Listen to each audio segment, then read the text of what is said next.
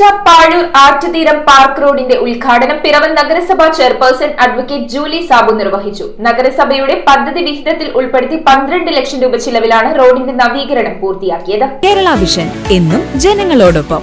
നഗരസഭയുടെ പദ്ധതി വിഹിതത്തിൽ ഉൾപ്പെടുത്തി 12 ലക്ഷം രൂപ മുടക്കി നവീകരിച്ച പാഴൂർ ആറ്റുതീരം പാർക്ക് റോഡ് പിറവം നഗരസഭാ ചെയർപേഴ്സൺ അഡ്വക്കേറ്റ് ജൂലി സാബു ഉദ്ഘാടനം ചെയ്തു. 12 ലക്ഷം രൂപ മുടക്കിയാണ് ഇവിടം തൊട്ട് അവിടം വരെ നമ്മൾ ഈ അറ്റം വരെ ചെയ്യാനായിട്ട് കഴിഞ്ഞിട്ടുള്ളത്. അതുപോലെ തന്നെ ഇവിടെ മുഴുവൻ ഇരുട്ടായിരുന്നു. അവിടെ നിന്ന് മെയിൻ റോഡിൽ അവിടെ നിന്ന് കഴിഞ്ഞാൽ പിന്നെ നമുക്ക് പാർക്കിൻ്റെ അവിടത്തേക്ക് പോസ്റ്റ് ഇല്ലായിരുന്നു, ഇലക്ട്രിക് പോസ്റ്റ് പിന്നെ പാർക്കിൻ്റെ അങ്ങേ വശത്ത് മാത്രമേ ഉണ്ടായിരുന്നുള്ളൂ. അപ്പോൾ അതുപോലെ തന്നെ നമ്മുടെ നഗരസഭയുടെ ഫണ്ട് ഉപയോഗിച്ചിട്ടാണ് 4 ഇലക്ട്രിക് പോസ്റ്റുകൾ ഇവിടെ വെച്ചിട്ട് സ്ട്രീറ്റ് ലൈറ്റ് കൊടുത്ത് അതുപോലെ തന്നെ ക്യാമറകൾ സ്ഥാപിച്ച് നമുക്ക് ഇത്ര മനോഹരമാക്കാനായിട്ട് ഇത് സാധിച്ചിട്ടുള്ളത്. ഡെപ്യൂട്ടി ചെയർമാൻ KP സലീം അധ്യക്ഷത വഹിച്ചു. 2020 ഈ ഭരണസമിതി വരുന്നത്. 2020 ഈ ഭരണസമിതി വരുമ്പോൾ ആ ഭരണസമിതിയുടെ കാലാവധി പൂർത്തീകരിക്കുന്ന സന്ദർഭത്തിൽ ആ 20 കണ്ട കാര്യങ്ങളെല്ലാം മാറ്റം വരുന്ന ഒരവസ്ഥയിലേക്ക് മാറിക്കൊണ്ടിരിക്കുന്നു എന്നുള്ളതാണ്.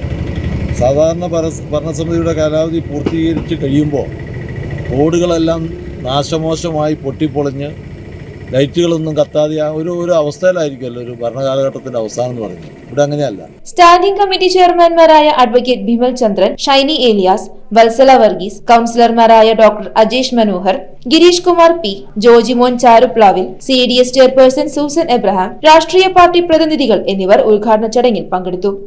വളരെ താമസിയാതെ തന്നെ നമ്മുടെ ഗ്രീൻ പാർക്കായി ഉയർത്തിക്കൊണ്ടുള്ള ഒരു തീരുമാനത്തിന്റെ ഭാഗമായി നമ്മുടെ ആറ്റുതീരം പാർക്കിനെ ആ രീതിയിൽ വികസിപ്പിച്ചെടുക്കുന്ന രീതിയിലുള്ള ഒരു ഉദ്ഘാടനവും അടുത്ത ആഴ്ച നടക്കാൻ പോവുകയാണ്. അതുപോലെ പാർക്ക് തന്നെയല്ല, നമ്മുടെ റോഡുകൾ വിവിധ കക്ഷി രാഷ്ട്രീയ ഭേദമന്യേ പിറവം നഗരസഭ എല്ലാ കാര്യങ്ങൾക്കും എല്ലാ വികസന പ്രവർത്തനങ്ങൾക്കും ഒത്തൊരുമയോടുകൂടി നിന്ന് എല്ലാ കാര്യങ്ങളും നടത്തി വരുന്നുണ്ട്. News bureau iVision Piravom.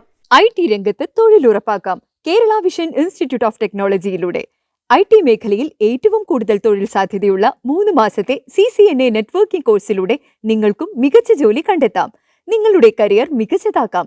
ISP സാങ്കേതിക പരിശീലനവും മികച്ച സാങ്കേതിക വിദഗ്ധരുടെ സേവനവും ആധുനിക സൗകര്യങ്ങളോട് കൂടിയ ലാബുകളും ഹോസ്റ്റൽ സൗകര്യങ്ങളും കഴിവുറ്റ വിദ്യാർത്ഥികൾക്ക് നൽകുന്ന 100% placement Kerala vision institute of ടെക്നോളജിയെ വേറിട്ടതാക്കുന്നു.